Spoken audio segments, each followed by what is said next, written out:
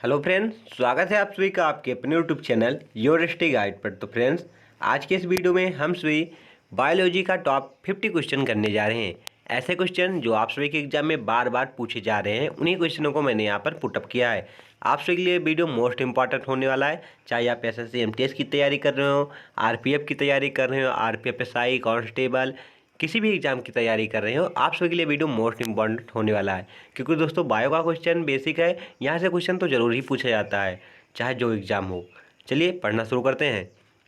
जीवों की मूल इकाई क्या है? जीवों की मूल इकाई क्या है?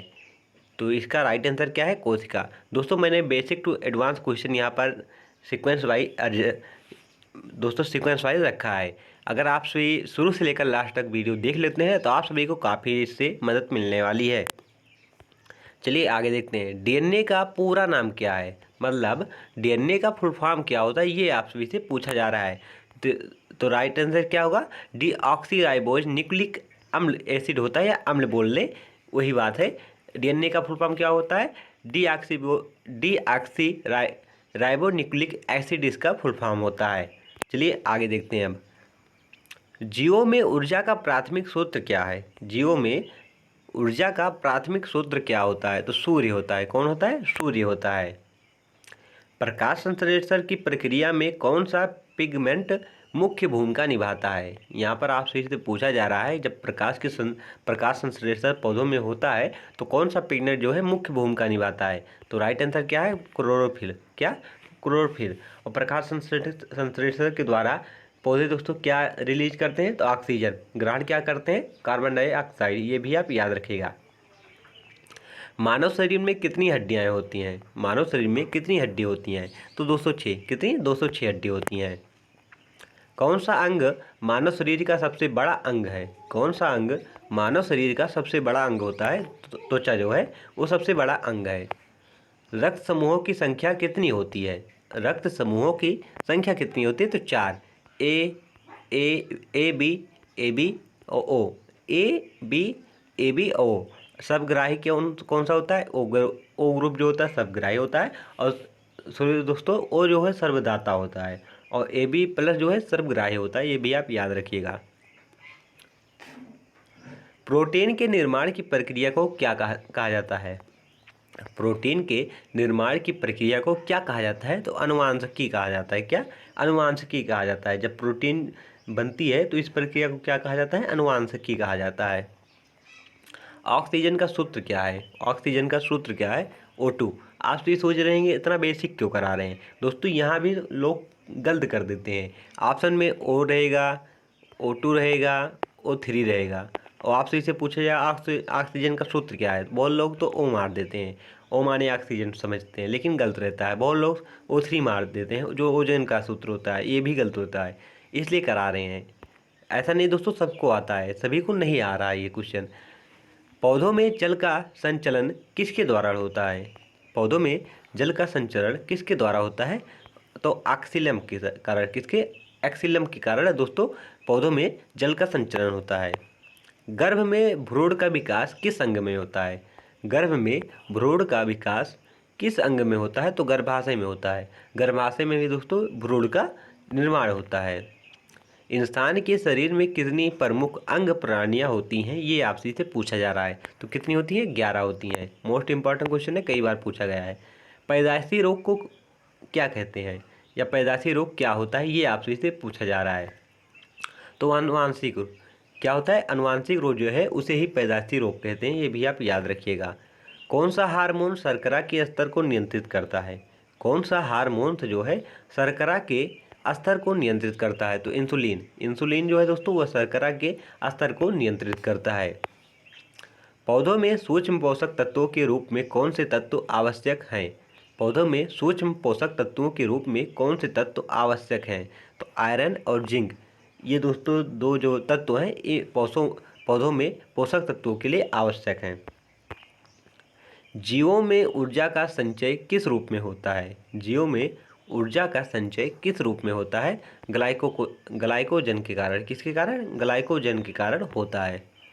आवरण प्रणाली की मुख्य भूमिका क्या है? आवरण प्रणाली की मुख्य भूमिका क्या होती है? तो रक्षा करना। क्या? रक्षा करना। आप भी ने सुना ही होगा आवरण, आवरण माने ढक लेना।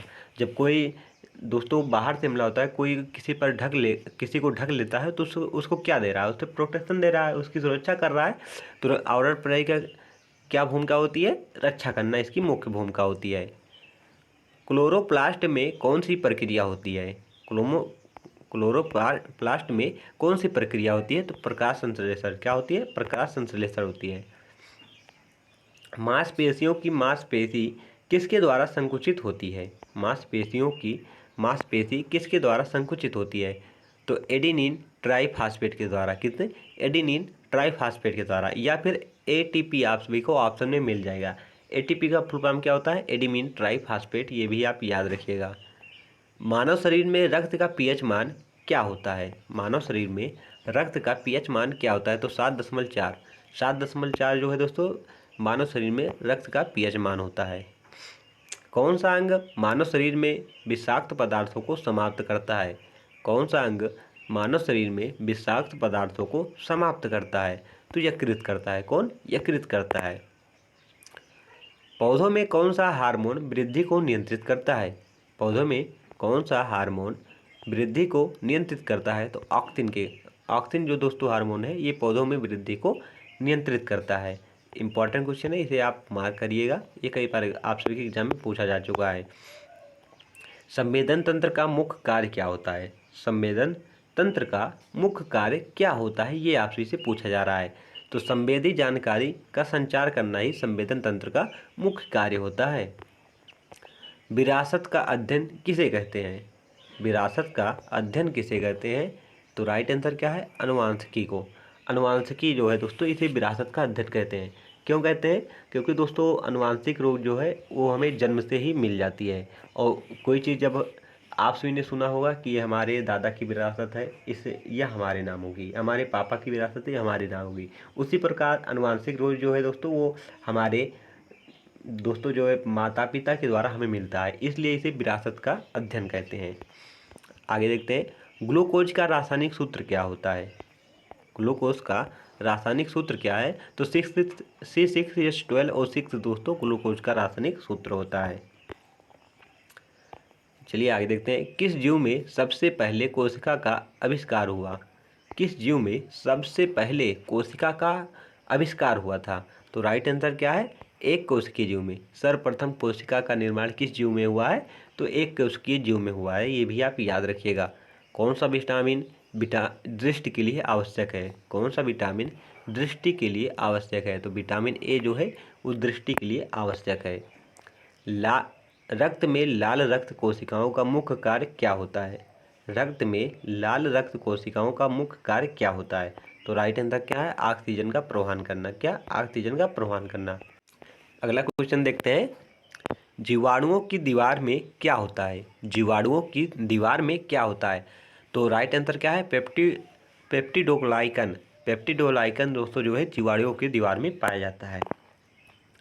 मानव शरीर में कितने प्रकार के ऊतक होते हैं, मानव शरीर में कितने प्रकार के ऊतक होते हैं, तो 4 प्रकार के। कौन कौन से, संयोजी ऊतक, पेशी ऊतक, तंत्रिका और उपकला। कौन कौन से, संयोजी, पेशी, तंत्रिका, उपकला, जो दोस्तों ये 4 प्रकार के मानव शरीर में ऊतक पाए जाते हैं। दोस्तों जो हमारा ब्लड है वो भी एक प्रकार का ऊतक ही है। नेक्स्ट क्वेश्चन देखते हैं। अगला क्वेश्चन हमारा है, कौन सा तत्व हीमोग्लोबिन में पाया जाता है, कौन सा तत्व हीमोग्लोबिन में पाया जाता है, तो राइट आंसर क्या है, आर्यन जो है दोस्तों वो हीमोग्लोबिन में पाया जाता है। आगे देखते हैं, पौधों में जल का अवशोषण किस अंग से होता है, पौधों में जल का अवशोषण किस अंग से होता है, जड़ों से होता है। किससे होता है, जड़ों से होता है। कौन सा हार्मोन स्तनपान के लिए आवश्यक है, कौन सा हार्मोन स्तनपान के लिए आवश्यक है, तो प्रोलैक्टिन जो दोस्तों हार्मोन है ये स्तनपान के लिए आवश्यक है। किस जीव में शरीर के तापमान को नियंत्रित करने की क्षमता होती है, किस जीव में, तो इसका राइट आंसर क्या है दोस्तों, हीमोथर्मिक जो जीव है इसमें शरीर का तापमान नियंत्रित करने की क्षमता होती है। अगला क्वेश्चन देखें, किस तरह के जीवों में आंतरिक निषेचन होता है? किस प्रकार के जीवों में आंतरिक निषेचन होता है? तो थलचर जो जीव हैं दोस्तों, इनमें आंतरिक निषेचन होता है। रक्त का मुख्य कार्य क्या होता है? रक्त का मुख्य कार्य क्या होता है? तो पोषक तत्वों और गैसों का परिवहन करना ही रक्त का मुख्य कार्य होता है। कौन सा अंग समन्वय की प्रक्रिया में मदद करता है? कौन सा अंग समन्वय की प्रक्रिया में मदद करता है, ये आपसे इसे पूछा जा रहा है। तो राइट आंसर क्या है? मस्तिष्क। मस्तिष्क जो है वो समन्वय की प्रक्रिया में मदद करता है। पौधों में वृद्धि हार्मोन किससे संबंधित है? पौधों में जो वृद्धि हार्मोन है वो किससे संबंधित है? ग्रोथ हार्मोन से। किससे? ग्रोथ हार्मोन से। क्या मानव में जीवाणु पाए जाते हैं?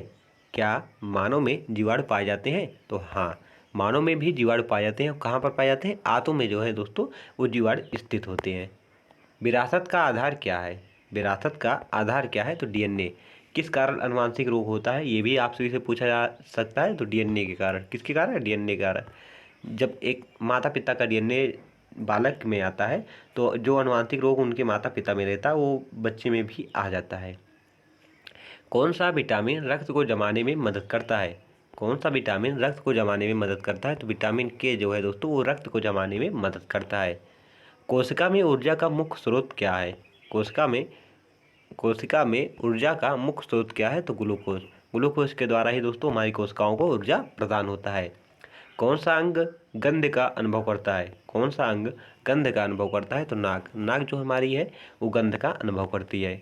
जीवों में विविधता का अध्ययन किससे किया जाता है? जीवों में विविधता का अध्ययन किसके द्वारा किया जाता है? तो जीव विज्ञान, जीव विविधता के कारण। किसके द्वारा? जीव विविधता के द्वारा जीवों में दोस्तों जो है विविधता का अध्ययन किया जाता है। जीवाणुओं का आकार क्या होता है? जीवाणुओं का आकार क्या होता है? तो अतिम सूक्ष्म होता है। कैसा होता है? अतिम सूक्ष्म होता है। किस कोशिका में लाइसोसोम पाया जाता है? किस कोशिका में लाइसोसोम पाया जाता है? तो पश कोशिका में जो है लाइसोसोम पाया जाता है। विभिन्न प्रोटीन का निर्माण किस प्रक्रिया द्वारा होता है? विभिन्न प्रोटीन का निर्माण किस प्रक्रिया द्वारा होता है? तो अनुवांशिकी के द्वारा। किसके? अनुवांशिकी के द्वारा होता है। अगला क्वेश्चन हमारा है कि नर और मादा कोशिकाओं के मिलन को क्या कहते हैं? नर और मादा की कोशिकाएं जब आपस में मिलती हैं तो उसे क्या कहते हैं? तो उसे निषेचन कहते हैं। क्या कहते हैं? निषेचन कहते हैं। किस अंग में सफ़ेद रक्त कोशिकाएं होती हैं? किस अंग में सफ़ेद रंग कोशिकाएं होती हैं? तो रक्त में। किस में? WBC किस में पाई जाती है? तो रक्त में ही पाई जाती है। WBC RBC आप सभी ने सुना ही होगा। किस में पाई जाती हैं? रक्त में पाई जाती हैं। आज का हमारा लास्ट क्वेश्चन, पौधों में किस प्रकार की कोशिकाएं होती हैं? पौधों में किस प्रकार की कोशिकाएं होती हैं? तो प्राथमिक माध्यमिक कोशिकाएं पौधों में पाई जाती हैं। और आप सभी के लिए होमवर्क है, आप सभी को इसका आंसर जो है कमेंट बॉक्स में बताना है कि टमाटर का रंग लाल क्यों होता है। पहला क्वेश्चन, टमाटर का रंग लाल क्यों होता है। दूसरा, आप सभी को कामयाब करना है। आप सभी को वीडियो कैसा लगा कमेंट बॉक्स में इसे भी ज़रूर बताना है। अगर आप सभी को किसी टॉपिक में दिक्कत है तो उसे भी आप सभी कमेंट बॉक्स में पूछ सकते हैं, उसका आंसर आप सभी को मिल जाएगा। Thank for watching this video.